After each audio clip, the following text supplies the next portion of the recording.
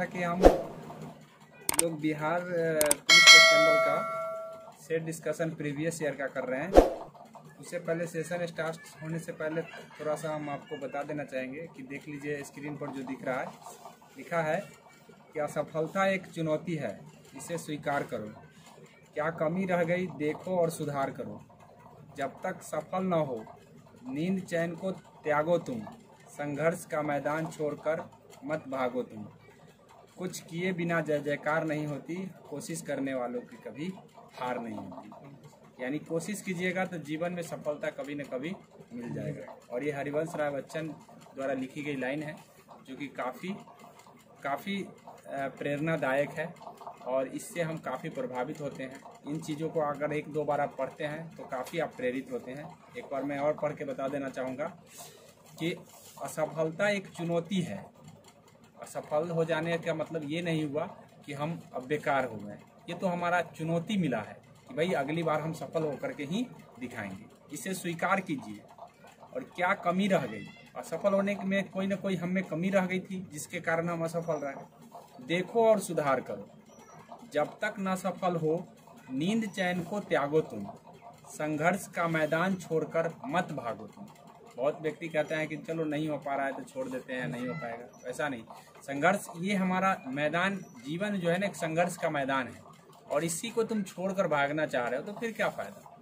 तो संघर्ष का मैदान छोड़ मत भागो तुम, कुछ किए बिना ही जय जयकार नहीं होती है, कोशिश करने वालों को कभी हार नहीं होती। जीवन में कुछ न कुछ मिलवे करते हैं। चलिए हम अब चलते हैं अपनी सेट की तरफ।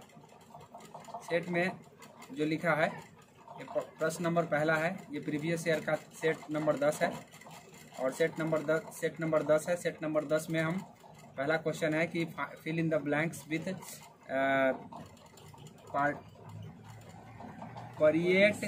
एप्रोप्रिएट प्रीपोजिशन, मतलब एप्रोप्रिएट प्रीपोजिशन को आपको ढूंढना है।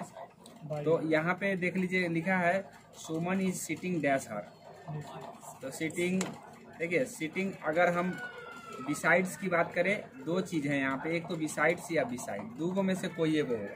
तो अगर किसी के बगल में बैठा है तो बिसाइड सही होता है। के अलावा अगर कोई और बैठा है तो वहाँ पे दूसरा कोई नाम नहीं है, इसलिए बिसाइड्स नहीं होंगे, बिसाइड होंगे। ठीक है, बाई का प्रयोग हम नहीं करेंगे क्योंकि बाई का प्रयोग जनरली हम किसी व्यक्ति के लिए नहीं करते हैं। ठीक है, नहीं तो यहाँ पे अगर बाई का प्रयोग तब होता है जब ये पैसिव होता है, पैसिव वाक्य है नहीं। ठीक है, आगे देखिए अगला बोला है कि गंगा हिमालय से निकलती है। इसमें जो है ना आपको कारक बताना है, कारक। तो कारक आप पता है कि बिछड़ने के लिए हम अपादान कारक का प्रयोग करते हैं। से दो कारकों के लिए बना है, से एक तो करण और एक अपादान। तो बिछड़ रहा है तो आप अपादान लगा देंगे, अगर किसी से चीज़ से काम हो रहा है तो वहाँ पे करण लगा देंगे। जैसे मैं कलम से लिखता हूँ तो यहाँ पे से आया है, तो ये किसी चीज़ से काम हो रहा है। ठीक है, कलम से काम हो रहा है। तो ऐसी परिस्थिति में से दो जगह आएंगे, दोनों को ध्यान रखना है। अगला प्रश्न है आपका कि ऑपरेशन ब्लैक बोर्ड का लक्ष्य है। ठीक है, ऑपरेशन ब्लैक बोर्ड का क्या लक्ष्य है। तो ऑपरेशन ब्लैक बोर्ड का लक्ष्य है शैक्षणिक रूप से पिछड़े हुए प्राथमिक शिक्षा प्रदान करना। ब्लैक बोर्ड का ये जब आया था उस समय, जब एग्जाम हुआ था उस समय की बात। हाँ,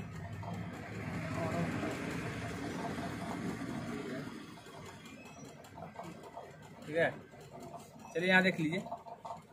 1 किलोग्राम के पदार्थ के तापमान को 1 डिग्री सेंटीग्रेड बढ़ाने के लिए आवश्यक ऊष्मा की मात्रा को हम क्या कहते हैं।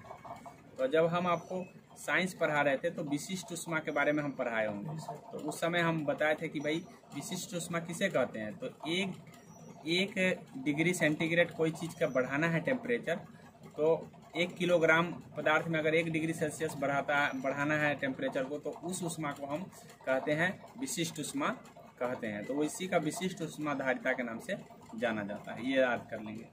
अगला बोला है कि किस पंचवर्षीय योजना ने मानव पूंजी के महत्व पर जोर दिया। मतलब कौन सा पंचवर्षीय योजना है जो मानव पूंजी के महत्व पर जोर दिया है। तो मानव पूंजी के महत्व पर जोर देने वाला पंचवर्षीय योजना है आपका पाँचवा है ये जो जोड़ दिया है, याद रखिएगा। आगे बोला है he taught the student to collective their minds. Calculate their minds ना, कल्टीवेट देयर माइंड। तो यहाँ कल्टीवेट करने का मतलब, कहने का मतलब है कि किसी को माइंड्स को कल्टीवेट करना है। इसका मतलब बात मतलब हाँ थोड़ा सा मतलब उसको कुछ भरना है उसके अंदर। तो ये वास्तविकता है, और वास्तविकता के लिए हम V2 का प्रयोग नहीं करते हैं, क्योंकि ये सेंटेंस से ये नहीं पता चलता है कि V2 क्यों लगना जरूरी है। इसलिए V2 नहीं V1 लगना चाहिए। क्या लगना चाहिए? V1। और यहाँ पे हो जाएगा V1 नहीं V5 ही होना चाहिए। यहाँ जनरली ऑप्शन में नहीं दिख रहे हैं, क्योंकि हम ही के साथ तो हम V5 का यूज करते हैं।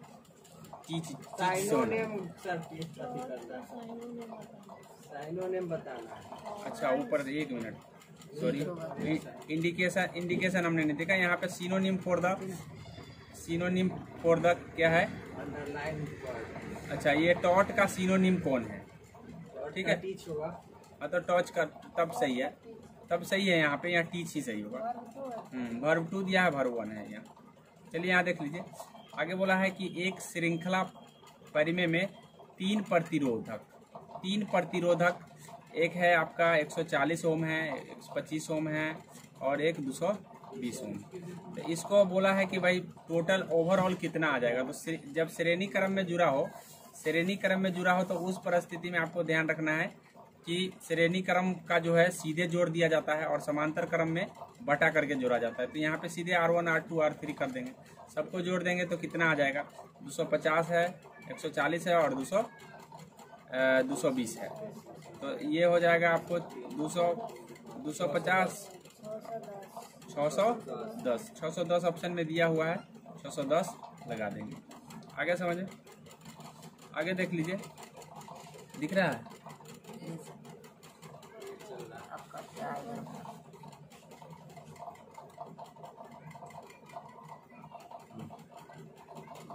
दिख रहा है?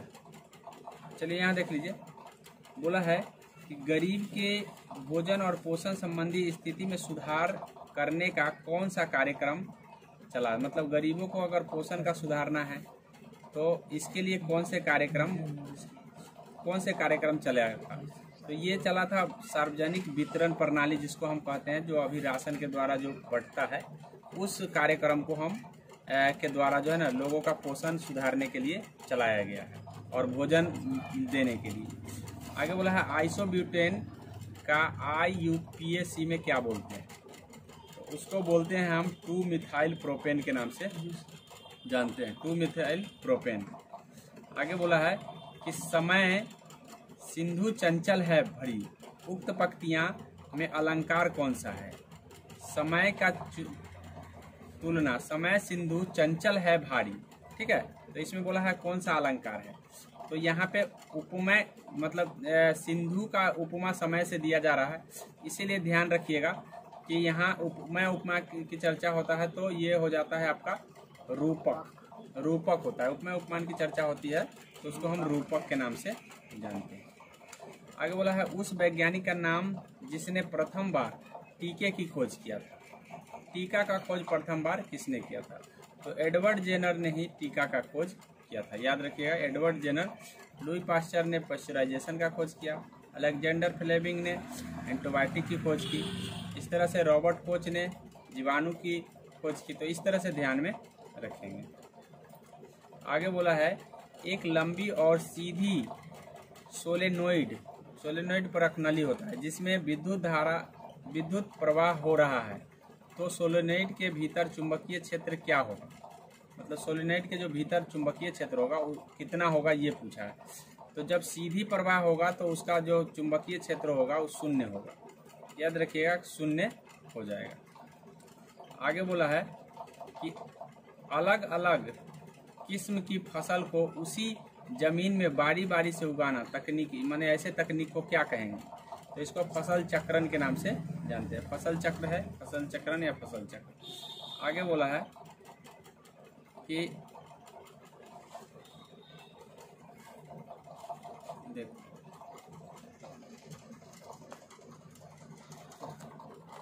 हो गया, यहाँ देख लीजिए, बोला है स्वर्ण चतुर्भुज सुपर राजमार्गों का रख रखाव किसके द्वारा? मतलब ये जो राजमार्ग है नेशनल हाईवे के द्वारा किया जाएगा। नेशनल हाईवे किसके द्वारा किया मतलब देख रेख किया जाता है, तो इसको NHI करता है, NHI, national highway authority of India होता है, ठीक है, याद रखिए। NHAI है, इसके द्वारा किया जाता है। आगे बोला है कनक कनक तो 100 गुनी मकदकाता अधिकाय उन्हीं खाए बौरात नर इहो पाए बैराय। यानी इसमें कौन सा बोला है, मतलब ये सारा का सारा क्या है, ये सारा का सारा अलंकार है, कौन सा ये अलंकार होगा। तो कनक कनक 2 बार आ गया तो इसमें यमक होगा, क्या होगा, यमक। आगे बोला है एंटोनिम बताना है, मतलब अपोजिट बताना है। हैजी का अपोजिट क्या होगा, हैजी, हैवी नहीं हैजी है, तो हैजी का क्लियर होगा। हैजी का होता है धुंधला होता है, ठीक है, तो इसका क्लियर हो जाएगा, क्या हो जाएगा, क्लियर, ठीक है, हाँ धुंधला होता है तो इसका मतलब क्लियर हो जाएगा, साफ। आगे है विद्युत शुद्धिकरण में कैथोड बना होता है। तो शुद्धिकरण में जो कैथोड है वो आपको ध्यान रखिएगा, शुद्धिकरण में एक एनोड बनता है और एक कैथोड, मतलब विद्युत शुद्धिकरण में एक कैथोड होता है, एक एनोड होता है। तो एनोड और कैथोड में देखिएगा कि अशुद्ध वाला होगा एनोड, अशुद्ध वाला होगा कैथोड, ठीक है। अब यहाँ पे पतली याद रखिए, पतली परत होता है, मोटी नहीं होता है। तो इसमें किसमें लिखा है, शुद्ध धातु की पतली परत होता है कैथोड, ठीक है। एनोड रहेगा तो अशुद्ध धातु का पतली परत होगा, ठीक है, याद रखिए। क्योंकि पतली परत रहेगा तब ना उस पर जाकर के जो धातु होगा जम जाएगा, तब मोटा हो जाएगा, तब धातु शुद्धिकरण उसी तरीके से होता है, ठीक है। आगे बोला है कि त्रिभुज जिसके बिंदु ये हैं कि परिधि बताना है, क्या बताना है, परिधि। तो परिधि निकालने से पहले आपको मैं बता दूं कि ये त्रिभुज है, त्रिभुज ए मान लीजिए 3 1 इसका बिंदु है, इसका है 7 4 है और इसका है 11 1 है। ऐसी परिस्थिति में आपको AB की दूरी, BC की दूरी और AC की दूरी निकल जाएगा तो आप परिधि निकाल पाएंगे। तो AB की दूरी निकालने के लिए A वाले बिंदु को 3 1 लिख लीजिए और B वाले बिंदु को 7 4 लिख लीजिए और इसको क्या कर लीजिए, घटा लीजिए। घटाएंगे तो आप यहाँ पे -6 पाएंगे और यहाँ पे पाएंगे -4। तो इसका स्क्वायर हो जाएगा 16, इसका हो जाएगा 36। 16 और 36 को जोड़ेंगे तो कितना आ जाएगा, 16 और 36, यानी कहने का मतलब है AB की अगर हम दूरी निकाल रहे हैं तो 16 और 36 कितना आ जाएगा, √अंडर 16 36 52 होगा। तो यानी कि क्या होगा, 77। अच्छा 1 मिनट, ये 7 4 था, 7 4 था, सॉरी 7 4 होगा तो 7 4 दूसरा हो जाएगा। यहाँ पे देख लीजिए ये हो जाएगा -3 आ जाएगा, -3 आ जाएगा और -4 आ जाएगा। तो 4 का स्क्वायर कितना होता है 16, 3 का स्क्वायर 9, तो √अंडर कितना हो जाएगा 25, 25 का 5 आ गया। तो AB की दूरी तो 5 आ गया। उसी तरीके से BC की दूरी हम निकाल देंगे, तो B और C बिंदु को ले लेंगे, एगो का 5 आया, ध्यान रखिए। दूसरा आ जाएगा AB, तो आ गया आपको कितना 5, AB आ गया 5। और उसी तरीके से BC का निकालना है तो B वाले का 7 है और 4 है और C वाले का 11 है और 1 है। तो अब ये घटेगा तो 3 आ जाएगा, ये घटेगा तो 4 आ जाएगा। तो इसका भी स्क्वायर, 3 का स्क्वायर 4 का स्क्वायर, तो कितना हो जाएगा, यहाँ भी BC बराबर भी 5 आ गया, BC बराबर भी 5 आ गया। उसी तरीके से अब हम AC को देख लेंगे। AC में क्या आएगा, AC के निकालने के लिए हम AC वाला का ऊपर नीचे लिख देंगे। तो A का बिंदु 3 है और उसके बाद 1 है, इसका है 11 है और 1 है, तो 1 से 1 0 हो गया और यहाँ 8 आ गया। तो 8 का स्क्वायर कितना होता है 64, तो 8 आ जाएगा, कितना आ जाएगा 8 होगा।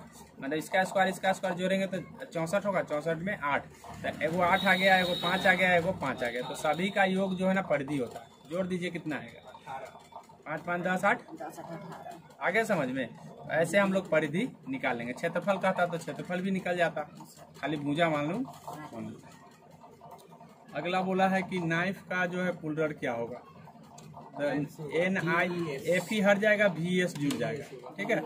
FE हटेंगे और VS जोड़ जाएंगे। इस समय तो FE दिया हुआ है तो गलती हो गया, एक को तो है। उसके बाद बोला है कि अवध में किसानों का नेतृत्व किसने किया। तो जब अवध में किसान सभा हुआ था तो बाबा रामचंद्र किए। अवध में किसानों का नेतृत्व बाबा रामचंद्र के द्वारा किया गया। आगे देख लीजिए।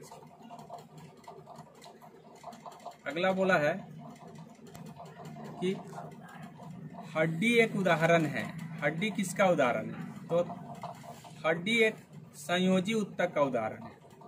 ठीक है, हड्डी क्या है, लेकिन तरल संयोजी रहता है तो वो ब्लड का उदाहरण। ठीक है, ब्लड जो है ना तरल संयोजी है, लेकिन आपका हड्डी जो है ना सीधे संयोजी है। संयोजी उत्तक है हड्डी, याद कर लीजिए। उसके बाद आपसे पूछा है कि गुरुत्वाकर्षण त्वरण जी का मान किसके साथ घटता है। तो याद रखिए कि जी का मान आप यहाँ पर है तो जी का मान जो है ना पृथ्वी के नीचे जाइए तो घटेगा, पृथ्वी के ऊपर जाइए तो घटेगा। लेकिन ध्रुव की ओर बढ़िएगा, ध्रुव की ओर बढ़िएगा तो बढ़ता है। ठीक है, अगर भूमध्य रेखा पर है तो आप यहाँ नीचे जाइए तो घटेगा, ऊपर जाइए तो घटेगा। ठीक है, अगर आप भूमध्य रेखा से ध्रुव की ओर जाते हैं तो बढ़ता है, याद रखिएगा। तो यहाँ पे बोला है कि क्या होगा, जी का मान क्या होगा।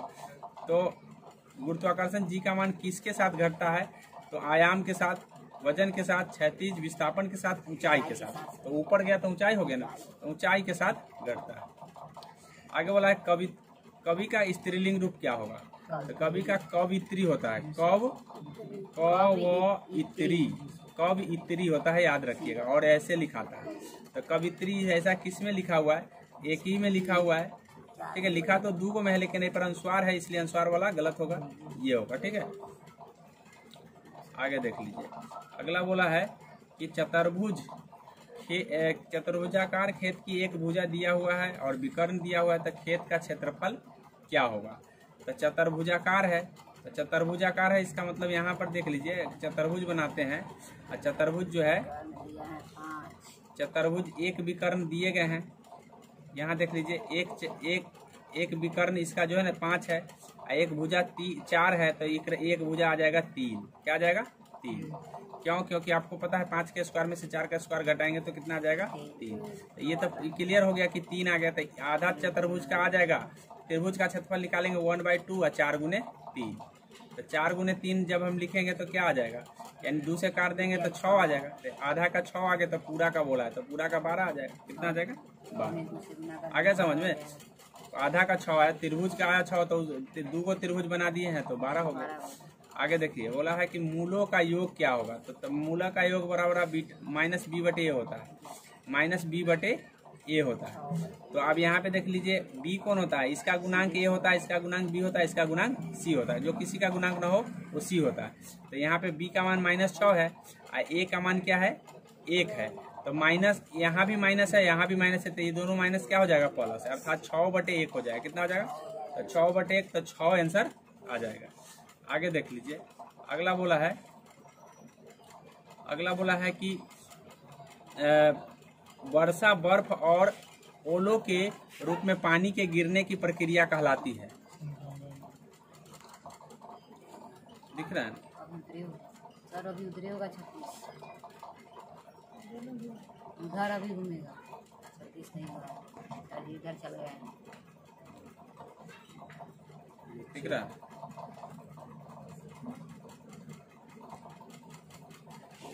देखिए 26 में बोला है बर्फ और वर्षा ओलों के रूप में पानी गिरने की प्रक्रिया को क्या कहते हैं। तो इसको हम कहते हैं संघनन। क्या कहते हैं? संघनन कहते हैं। वाष्पीकरण, पिघल करके ऊपर जाना, वाष्पीकरण में याद रखिए।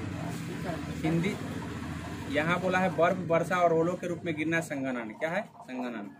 हिंदी शब्दकोश में 6 का क्रम किस वर्ण के पहले आता है। मतलब कहने का मतलब 6 किससे पहले आता है? तो 6 आता है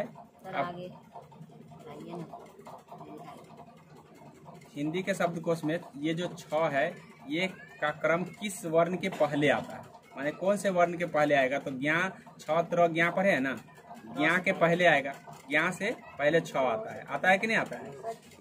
ज्ञा से पहले 6 त्र ज्ञा नहीं पढ़े हैं? नहीं त्र होगा, त्र सॉरी त्र होगा, त्र 6 त्र ज्ञा। तो पहले त्र आएगा, त्र से पहले आएगा। ऐसे ज्ञा से पहले क्षत्रज्ञ, तो बोला है कि किस क्रम से किसके पहले आता है, तो त्र से पहले आता है। किससे पहले आता है, त्र से। तो यहाँ पर आंसर वही पूछना है जिससे पहले आता है, तो त्र से पहले आता है, इसलिए त्र आंसर हो जाएगा। ठीक है, ऐसे ज्ञ से पहले भी आता है, लेकिन ठीक पहले की बात करें तो त्र होगा। नहीं तो अगर उस समय ऑप्शन में ज्ञ और त्र दोनों रहेगा, ठीक पहले नहीं कहा रहेगा, तो दोनों आंसर हो जाएगा। आगे समझो, चलिए आगे देखिए। हाँ, ठीक पहले होना चाहिए। आगे देखिए, आगे बोला है कि 4x² y, और इसका क्या लघुत्तम समावर्तक याद निकालना है। तो लघुत्तम समावर्तक जो है बोला है इसका और इसका लघुत्तम समावर्तक बताइए। तो सबसे पहले याद रखिएगा कि सबसे पहले हम बड़ा अंक को लेते हैं। क्या, किसको लेते हैं, बड़ा अंक। अब इसमें जो दिया है फैक्टर, इसमें 2 गुने 2 है, इसमें क्या है 2 गुने 3 है, इसमें क्या है 2 गुने 2 है। तो सबसे ज्यादा 2 किस में आया है, 8 वाला में। तो ये 8 वाला तो 2 गुने 2 लिख दिए, और 3 एक ही बार आया है 6 वाला में, इसीलिए हम एक बार 3 लिख दिए। उसके बाद है x² पावर वाला, सबसे ज्यादा पावर वाला किस में आया है, इसी में ना आया है, x² ही आया है, सब में x² है, तो x² आ गया, और y² आया है, तो y² आ गया। ज्यादा वाला को लेते हैं, आप गुना कर दीजिए, 8×3 कितना आ जाएगा 24, तो 24 x² y² आ जाएगा। हमेशा लौसा में जो रहता है लघुत्तम समावर्तक में बड़ा वाला को लेते हैं, याद रखिएगा। हाँ, मौसा में छोटा वाला, मौसा निकालना हो तो छोटा वाला। यहाँ बोला है कि इतना, बोला है 21, 42, 63, 84 AP का कौन सा पद 420 है। मतलब यहाँ समांतर श्रेणी से पूछा है, तो कौन सा पद, जब कौन सा पद पूछा है इसका मतलब n निकालना है। a बराबर दिया हुआ है आपको 21, d बराबर आप निकाल लेंगे दोनों को घटा के, तो कितना आ जाएगा, 21 आ जाएगा। d बराबर 21 आ जाएगा। n इक्वल टू हमको व्हाट पूछा, तो n इक्वल टू हमको निकालने के लिए हम क्या कर देंगे, a plus n-1 into D बराबर में 420। जब हम इतना करते हैं तो a की जगह 21 आ जाएगा, 21, और यहाँ d के जगह भी 21 आ जाएगा। d के जगह भी आप 21 लिख दीजिए।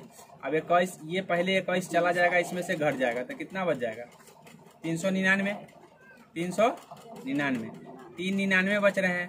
अब 399 बच रहे हैं, तो इसी 399 21 से काट देंगे, इसको कटेगा क्या, 399 21 से कहीं 21 से 21 जब घट जाता है तो कितना रह जाता है 8 1, ठीक है, 189 फिर 9 मरतबे कट जाएगा, अर्थात 19 मरतबे ये पूरी कट रहा है। तो n-1 बराबर कितना आ गया, n-1 बराबर आ गया 19, तो n बराबर आ जाएगा 20, एक इधर आ जाएगा तो जुड़ जाएगा। इस तरह से ध्यान कर लीजिए कि इसका आंसर आ जाएगा 20। कौन सा आ जाएगा 20। आगे बोला है कि किसने गार्डन सिटी का सिद्धांत विकसित किया है। गार्डन सिटी का सिद्धांत एवेजेनर हार्वर्ड ने किया है। एवेजेनर हार्वर्ड ने गार्डन सिटी का विस्तार किया है, तो ये बात ध्यान में कर लीजिए।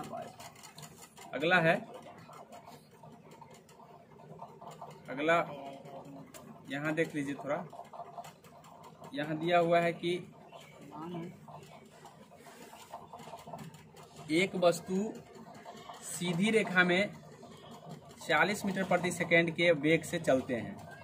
कितना है 40 मीटर। और फिर है बोला है त्वरण उत्पन्न करता है 4 मीटर प्रति सेकेंड स्क्वायर। 10 सेकेंड लग जाता है त्वरण उत्पन्न करने में। तो बताइए कि उसकी बाद की गति क्या है, लास्ट की गति क्या है, मतलब अंतिम वेग निकालना है। तो आप पढ़े हैं त्वरण बराबर क्या होता है, अंतिम वेग में से शुरू का वेग घटा देते हैं और बटे में सेकेंड लिख देते हैं और बराबर में त्वरण लिख देते हैं। क्या लिख देते हैं, त्वरण। तो इस फार्मूला से आप बना सकते हैं। तो अंतिम वेग तो आपको पता नहीं है, x मान लीजिए। लास्ट का शुरू का वेग पता है, शुरू का वेग 40 मीटर प्रति सेकंड है तो 40 लिख दिए। अब बटे में टाइम 10 है तो 10 लिख दिया, बराबर में त्वरण कितना है 4 है तो 4 लिख दिए। अब ये 10 चौक कितना हो जाएगा 40, और ये 40 और जाके जुड़ जाएगा तो कितना हो जाएगा x बराबर 80। x बराबर है 80 मीटर प्रति सेकेंड। तो 4 नंबर ऑप्शन में दिया हुआ है, तो इसका आंसर हो जाएगा 80 मीटर प्रति सेकेंड स्क्वायर। तो इस तरह से हम निकालते हैं, इस फॉर्मूले से हम निकाल लेंगे। आगे देख लीजिए, कह रहा है किस बहुउद्देशीय नदी घाटी परियोजना का निर्माण महानदी पर हुआ है। मतलब महानदी पर किसका निर्माण है, तो ये हीराकुंड बांध है महानदी पर, सबको ठीक है पता है। आगे है FCI की स्थापना कब हुआ था। मतलब फूड कॉरपोरेशन ऑफ इंडिया का स्थापना कब हुआ था? तो फूड कॉरपोरेशन ऑफ इंडिया का स्थापना 1964 में हुआ। 1964। एफसीआई की स्थापना 1964 में हुआ है, ये बात आप ध्यान कर लीजिए, ठीक है। फूड कॉरपोरेशन जो कि फूड मतलब मुहैया कराता है पूरे देश में। बोला सर्व शिक्षा अभियान का उद्देश्य क्या था? तो सर्व शिक्षा अभियान का उद्देश्य था 6 से 14 वर्ष के वर्ग के सभी बच्चों को प्राथमिक शिक्षा देना, सर्व शिक्षा अभियान का मतलब है। आगे बोला है, और ये 6 से 14 वर्ष वाले को अनुच्छेद 21 में मौलिक अधिकार के अंतर्गत रखा गया है। साथ में आपको ध्यान रखना है कि अनुच्छेद 45 में भी डीपीएसपी का में भी लिखा गया है, और ये हमारा मौलिक कर्तव्य में भी एक अनुच्छेद 51 के क में भी मिलता है, अर्थात ये संवैधानिक रूप से हर जगह मिल रहा है 6 से 14। इसलिए सर्व शिक्षा अभियान को ध्यान रखेंगे। बोला है जब वेग समय एक ग्राफ एक सीधी रेखा में हो, समय के अक्षांश समांतर हो, यानी कहने का मतलब है, बोला है कि वेग समय ग्राफ ऐसा होगा तो बताइए कि त्वरण कैसा होगा? तो त्वरण शून्य होगा, ठीक है। ऐसा होने पर त्वरण क्या होता है? शून्य होता है। ऐसा भी होने पर त्वरण शून्य होता है, याद रखिएगा, ठीक है। तो बोला है समय के समांतर हो तो कैसा होगा? समय के समांतर होने पर त्वरण शून्य होता है, याद रखेंगे, क्योंकि ये घट बढ़ नहीं रहा है ना, त्वरित नहीं हो रहा, तो शून्य हो जाएगा। बोला है यदि तीन रेजिस्टेंस जो हर एक 2 ओम के हैं कि दो परिमेय में 3 ओम का प्रभावी पैदा करने के लिए कैसा जोड़ा जाना चाहिए? मतलब उसको 3 ओम प्रभावी करने के लिए हम कैसे उसको जोड़ेंगे? तो उसको समांतर क्रम में जोड़ देंगे।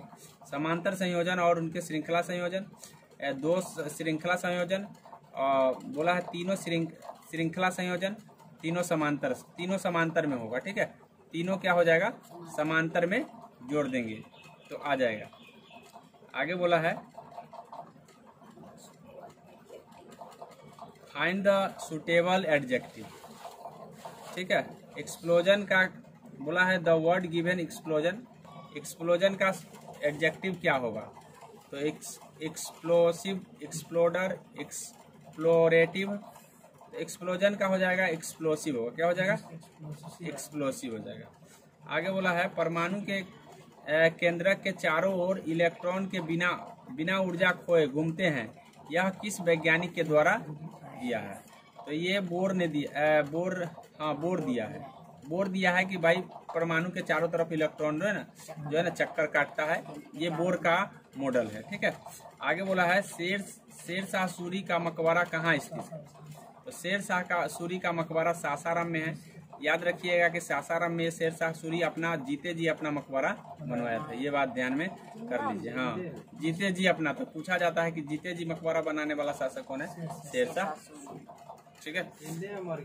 जिंदे मरा ने पहले ही मकबरा बना सासाराम। संविधान के किस अनुच्छेद में देवनागरी लिपि का राजभाषा में घोषित किया गया है? ठीक है, तो किस में राजभाषा के रूप में? तो अनुच्छेद 343 में राजभाषा के रूप में इसको बताया गया है। आगे बोला है बिहार राज्य के विभाजन का झारखंड राज्य कब हुआ? मतलब 2000 में 15 नवंबर 2000 को बिहार राज्य से झारखंड अलग हुआ है, तो नवंबर 2000 इसका हो जाएगा। आगे बोला हड्डी और पेशी को जोड़ता है, ठीक है, तो हड्डी को जोड़ने वाला लिगामेंट होता है, हड्डी को जोड़ने वाला लिगामेंट, ठीक है, लेकिन हड्डी और पेशी को जोड़ने वाला टंडन होता है, ठीक है, टंडन। तो टंडन को ही हम कंडरा के नाम से जानते हैं। लिगामेंट क्या करता है? हड्डी से हड्डी को जोड़ता है। लिगामेंट क्या करता है?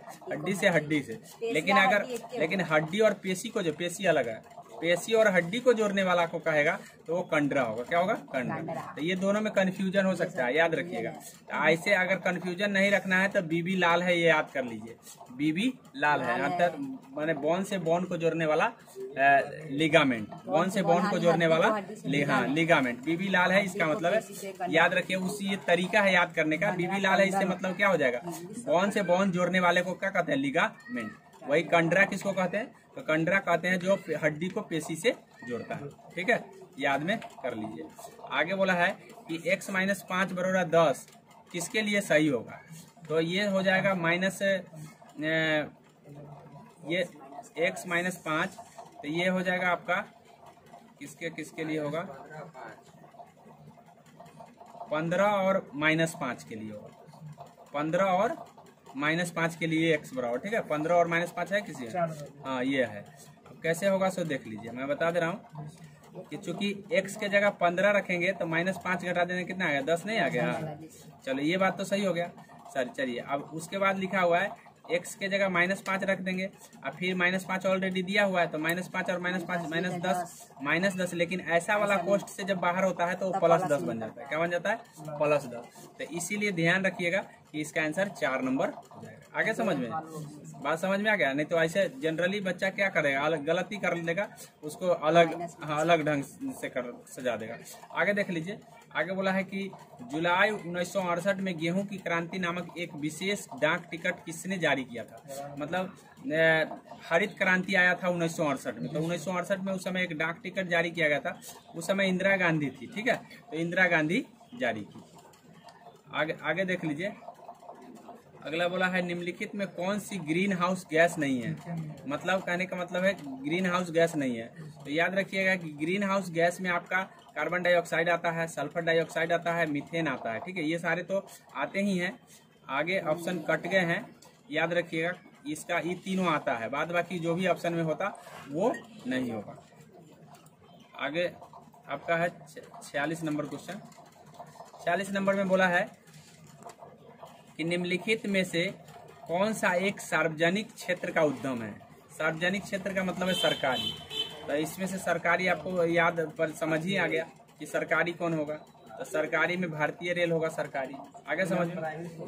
हाँ नहीं, प्राइवेटाइजेशन कुछ क्षेत्रों में किया है, सभी जगह सरकारी है अभी, ठीक है। ऐसा नहीं है कि यहाँ प्राइवेट कर दिया, वो तो लोग का हल्ला है, प्राइवेट नहीं हुआ है। प्राइवेट गाड़ी उस पर चली है, ठीक है। प्राइवेट जैसे अब रोड है, जैसे मान लीजिए ये रोड है, तो ये रोड पर आपको याद रखना है कि ये रोड पर चल रहा है सरकारी गाड़ी भी चल रहा है, प्राइवेट गाड़ी भी चल रहा है। उसी तरह रेल का पटरी है, तो पटरी पर पहले खाली सरकारी चलता था, लेकिन अब सरकार ने क्या आदेश दिया है कि भाई देखिए सरकारी भी चलेगा और प्राइवेट भी चलेगा। पायलट प्रोजेक्ट के तहत ऐसा किया गया है ताकि अगर ये ज्यादा सक्सेसफुल होगा तो एक दिन ऐसा कर दिया जाएगा कि प्राइवेट कर दिया जाएगा, ठीक है। पायलट प्रोजेक्ट के तौर पर चलाया गया है, मतलब इस पर सरकारी गाड़ी भी चलेंगे और प्राइवेट, ठीक है, दोनों अपना मतलब कॉन्टेक्ट बेसिस पर अपना वो चलाएंगे, ध्यान रखना। तो ये ध्यान रखना है, ये प्राइवेट इसलिए किया गया है कि भाई पब्लिक का फायदा हो। आगे इसका अगर परिणाम गलत निकलेगा तो इसको हटा दिया जाएगा, अगर सही निकलेगा तो उसको बढ़ा दिया जाएगा। ये तो सरकार को मुआयना करना है, हम आप मुआयना नहीं कर सकते। आगे देख लीजिए, आगे बोला है कि मानव रक्त का पीएच उससे पहले है कि विकिरणों के हानिकारक प्रभाव के मुख्य रूप से डैश होता है। तो विकिरण से तो आपको पता होना चाहिए कि कैंसर होता है, ठीक है। सौर विकिरण से जो भी आएगा वो क्या होगा, कैंसर होगा।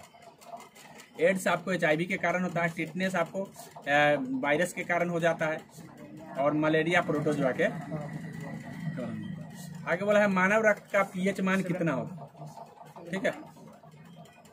तो मानव रक्त का पीएच मान जो होता है वो 7.4 होता है। कितना होता है? 7.4। ये ध्यान में कर लीजिए। उसके बाद बोला है कि चूज द राइट सफिक्स, मतलब किसके रेक के साथ कौन लग जाएगा, ठीक है। तो रेक के साथ जो है ना EN लग जाएगा, ठीक है, रेकेन पढ़ेंगे, ठीक है, याद रखिएगा। आगे बोला है भारत निम्न में से दुनिया का किसका सबसे बड़ा उत्पादक और उपभोक्ता है? मतलब उपजाता भी है और खाता भी है। तो ये भारत जो है ना दलहन में सबसे आगे है, ठीक है। गेहूं में तो चाइना है, याद रखिए, गेहूं में चाइना है, मक्का में अमेरिका है, बाजरा में, मोटे अनाज में भारत जो है ना, मोटे अनाज में भी अब नंबर 1 पर हमारे ख्याल से आ गया। दलहन उस समय के आंसर के अनुसार दलहन है, ठीक है। आगे है, लेकिन खाता मोटा अनाज नहीं ना, ज्यादा तो दलहन खाता है। उत्जोर ज्वल क्या होगा, तो उज्ज्वल होगा। उज्ज्वल आपको ध्यान रखना है कि उज्ज्वल में पूरा जौ नहीं होता है, ठीक है, दोनों जौ आधा होता है, तो इसका आंसर हो जाएगा ये। आगे बोला है उच्च तापमान और वाष्पीकरण के कारण किस प्रकार की मिट्टी विकसित होती है? मतलब ऊंचे तापमान और वाष्पीकरण से कौन मिट्टी, तो शुष्क मिट्टी। ज्यादा टेम्परेचर होगा तो मिट्टी कैसा हो जाएगा, शुष्क हो जाएगा। बोला है किस उम्र के लोगों को मुख्य श्रम शक्ति के रूप में माना जाता है?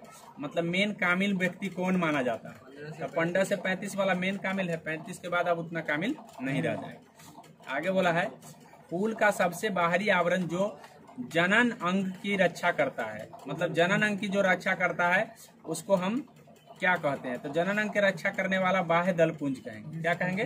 बाह्य दलपुंज। ऐसे पुंकेसर नर भाग है और स्त्री केसर मादा भाग है। ये फूल के चारों फूल के भाग ही हैं, ठीक है। एक बाह्य दलपुंज होता है, पुंकेसर होता है, अंडक होता है और दलपुंज होता है, ठीक है। ये ध्यान में कर लीजिए। और पुंकेसर क्या होता है? पुंकेसर को ही हम पुमंग कहते हैं और पुमंग नर भाग होता है और जयांग और स्त्री केसर जो होता है मादा भाग होता है। ये ध्यान रखिएगा।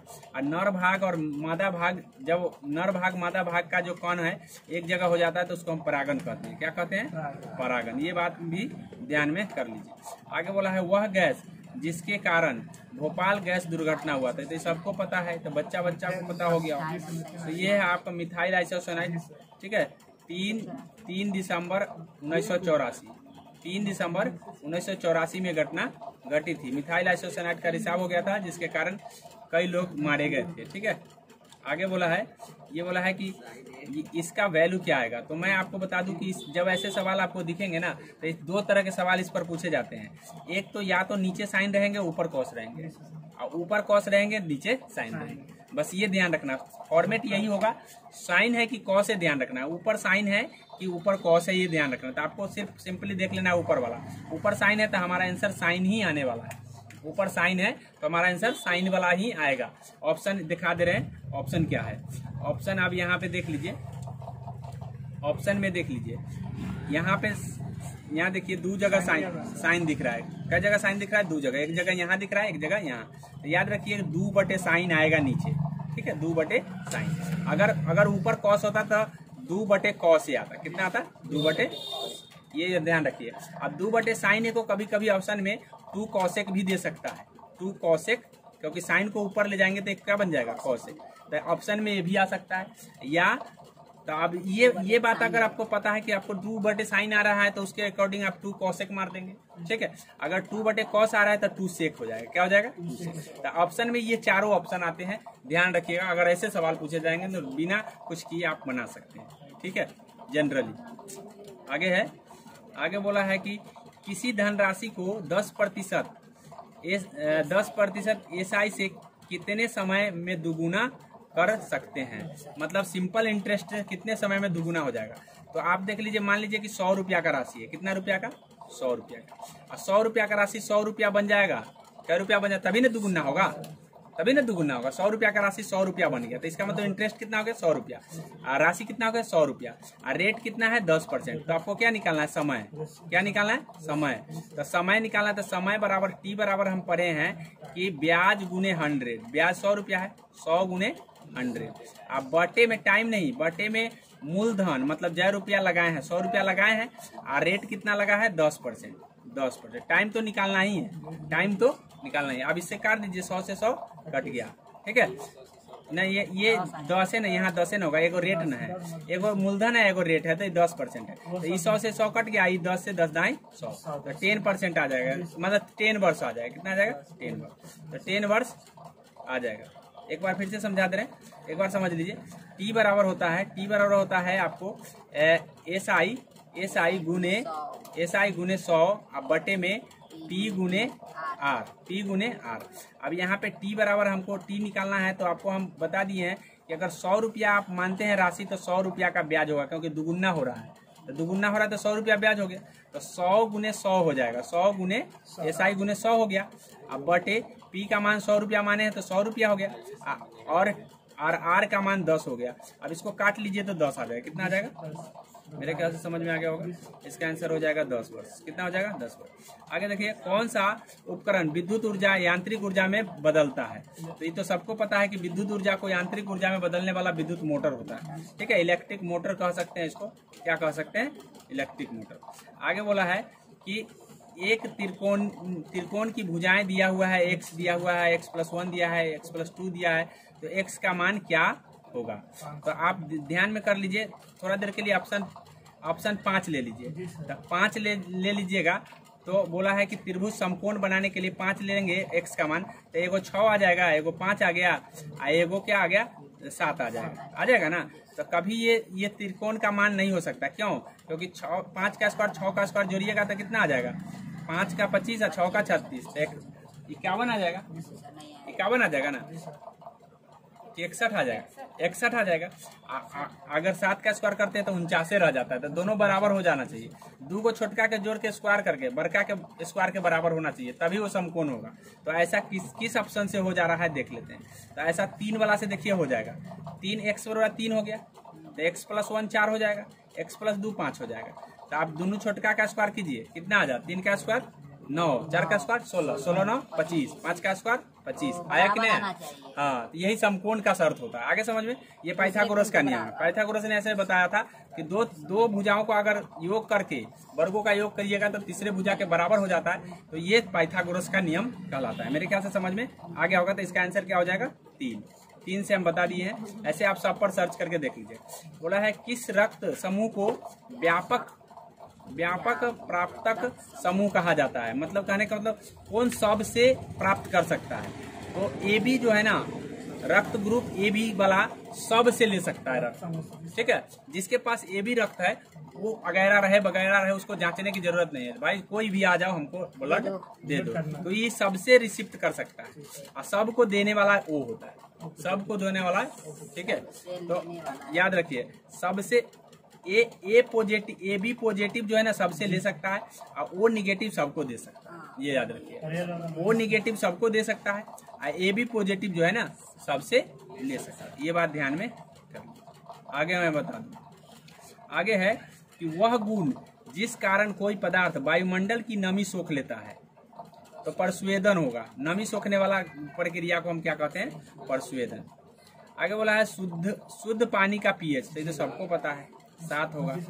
ठीक है, पानी उदासीन होता है, 7 पर कोई भी मान उदासीन हो जाता है। इससे आगे बढ़ेगा तो अम्लीय होगा, इससे आगे बढ़ेगा तो, इससे पीछे हटेगा तो अम्लीय, इससे आगे बढ़ेगा तो क्षारीय। याद रखिएगा, अगर किसी का pH मान 8 है तो कैसा होगा? क्षारीय होगा। किसी का pH मान 6 है तो कैसा होगा? अम्लीय होगा। ये बात ध्यान में कर लीजिए। आगे बोला है कि जब पीले फास्फोरस, ठीक है, पीले फास्फोरस को NOH के गर्म और घने घोल के साथ क्रिया कराई जाती है तो क्या होगा? तो जहरीली गैस निकलेगा। लेकिन वो जहरीली कौन सा गैस होगा? PH3, PH4 नहीं है, CH4 नहीं है। ठीक है, PH3 जहरीली गैस होता है। आगे देख लीजिए, समूह 18 के तत्व को कहा जाता है। तो समूह 18 में, ठीक है, समूह 18 में अक्रिय गैस होता है। मैं पिछले प्रीवियस में भी बताया हूँ। ठीक है, अक्रिय गैस होता है समूह 18 में। तो समूह 18 में अक्रिय गैस कौन कौन होता है? तो जेनन होता है। ठीक है, एक जेनन होता है, एक रेडन होता है, एक आर्गन होता है। ठीक है, रेडन हो गया, जेनन हो गया, आर्गन हो गया, क्रिप्टन हो गया और एक हीलियम हो गया। क्या हो गया? एक हीलियम। तो ये जो है ना, ये सारे अक्रिय गैस जो है ना समूह 18 के हैं। याद रखिएगा, जितना भी अक्रिय है सब है। मैंने सभी का नाम बता दिया, एक बार फिर से बता दे रहे। रेडन हो गया, आर्गन हो गया, जेनन हो गया, ठीक है, जेनन हो गया, क्रिप्टन हो गया और उसके बाद हो जाएगा हीलियम हो गया। क्या हो गया? हीलियम। ये कितने हैं? 1 2 3 4 5, पांचों अक्रिय गैस है। और ये सारे में एक जो है ना रेडॉन वायुमंडल में नहीं पाया जाता है। रेडॉन जो है ना वायुमंडल में नहीं पाया जाता है, क्योंकि याद रखिएगा कि रेडॉन वायुमंडल का हिस्सा नहीं है। आगे बढ़ जाते हैं, पूछ दिया जाता है कि वायुमंडल में कौन नहीं होता। आगे देख लीजिए, अगला सवाल है, कहाँ तक चलते हैं? इसका आंसर हो जाएगा, यहाँ पे देख लीजिए, अक्रिय गैस हो जाएगा। क्या हो जाएगा? अक्रिय गैस। अब 65 नंबर सवाल है। देखिए 65 नंबर सवाल में क्या कहा है। बोला है कि एक लड़के द्वारा 1 किलो की वस्तु का ऊपर की दिशा में 1 मीटर दूर तक उठाए जाने पर लड़के द्वारा किया गया कार्य क्या होगा? तो किया गया कार्य बराबर है, वर्क बराबर है FS होता है। क्या होता है? F, बल गुने विस्थापन होता है। बल गुने विस्थापन को हम कार्य कहते हैं। जैसा कि हम कार्य बताए थे तो उस समय हम आपको बताए थे। तो अब बोला है कि 1 मीटर तो विस्थापित हो रहा है। कितना हो रहा है? 1 मीटर दूर तक उठाए जाने पर लड़के द्वारा किया गया कार्य क्या होगा? तो अब ये F क्या होगा? तो F हो जाएगा 1.1 गुने 9.8। ठीक है, ये गुरुत्व त्वरण हो गया। ठीक है, ये हो जाएगा इसका भार। क्या हो जाएगा? भार। और जब ये भार आ गया तो भार के बराबर ही उसका जो है, क्योंकि कार्य जो है 1 मीटर विस्थापित हो रहा है, 1 मीटर विस्थापित हो रहा है, तो 1 गुने इसका 1 गुने करेंगे तो उतना ही रह जाएगा, अर्थात उसको जूल में हम कन्वर्ट करके बताएंगे 9.8 जूल। क्या बताएंगे? 9.8 जूल। 100 गुना करेंगे तो फर्क नहीं पड़ता। चलिए आगे देख लीजिए। अगला बोला है कि हिंदी भाषा किस लिपि में लिखी जाती है? तो सबको पता है हिंदी भाषा जो है ना किस लिपि का है? देवनागरी लिपि का है। ठीक है, अभी तक मालूम नहीं आप लोग को? इनमें से कोई नहीं है। ठीक है, इनमें से कोई नहीं है ना, ये क्या है बोल जाते हैं। आगे बोला एक ग्रुप के तत्व का सामान्य गुण है। कोई भी एक ग्रुप का अगर तत्व है तो उसका गुण कैसा होना चाहिए? अगर ग्रुप, देखिए ग्रुप के लिए ध्यान रखिएगा, ग्रुप जो होगा उसका आवर्तों की संख्या, यानी कहने का मतलब है कि किसी का परमाणु संख्या 11 है। ठीक है, इस परमाणु संख्या कितना है? 11। तो अब परमाणु संख्या 11 है, तो परमाणु संख्या 11 वाला कौन ग्रुप में आएगा? परमाणु संख्या 8 वाला कौन ग्रुप में आएगा? कैसे पता चलेगा? तो जब हम इसका इलेक्ट्रॉनिक विन्यास निकालते हैं, ठीक है, इलेक्ट्रॉनों की संख्या निकालते हैं, तो उसके ऊपर हमको पता चलता है कि ये किस ग्रुप में रखा जाएगा। ठीक है, किस ग्रुप में रखा जाएगा। तो इसका बोला है एक सेल में इलेक्ट्रॉनों की संख्या, किसके ऊपर? एक सेल में इलेक्ट्रॉनों की संख्या पर डिपेंड करता है कि भाई ये किस ग्रुप में रखा जाएगा। ठीक है, अब देख लीजिए आगे बोला है कि 1 minus cos square into cos square minus into cosec square. तो 1 माइनस कॉस स्क्वायर क्या होता है? Sine square. साइन और कॉस को मिलाएंगे तो 1 आ जाएगा। क्या आ जाएगा? साइन और कॉस को मिलाएंगे तो 1, क्योंकि साइन और कॉसेक एक दूसरे का अपोजिट है, तो साइन और कॉसेक का गुना करेंगे तो 1। आगे बोला है निम्नलिखित में मोक्ष का पर्यायवाची कौन है? तो मोक्ष प्राप्त करने का मतलब छुटकारा पाना, मोक्ष प्राप्त करना, छुटकारा पाना। द किंग डेड, ठीक है, किंग डेड, राजा मर गया। ठीक है, हार्लेस या ईयरलेस, या तो हार्लेस तो नहीं होगा, ईयरलेस होगा, क्योंकि बिना उत्तराधिकारी के मर गया। कोई उत्तराधिकारी राजा का हुआ नहीं या राजा मर गया, तो ईयरलेस सेंस देता है। ठीक है, ईयरलेस का मतलब उत्तराधिकारी होता है। आगे बोला है यदि 2 बल्ब 150 वाट का और 60 वाट के, ठीक है, दिख रहा है ना, बोला है कि 2 बल्ब, एगो 150 वाट का है और एको 60 वाट का है, तो किस बल्ब का अधिक रेजिस्टेंस होगा? मतलब प्रतिरोध किसका ज्यादा होगा? ठीक है, प्रतिरोध किसका ज्यादा होगा? तो प्रतिरोध जो है ना कम वाला का ज्यादा होगा। ठीक है, कम वाला का ज्यादा होगा, ज्यादा वाला का कम। बोला है कि भाई इसका रेजिस्टेंस जो है ना ज्यादा होगा, 60 वाला का रेजिस्टेंस ज्यादा होगा, ये ध्यान में कर लीजिए। हाँ, आगे बोला है यदि 2 वर्गों के क्षेत्रफलों का अनुपात 9:1 है तो परिधि का अनुपात क्या होगा? तो चाहे परिधि का पूछे चाहे भुजा का पूछे, रूट अंडर करके अब बस उसको वर्गमूल कर लीजिए।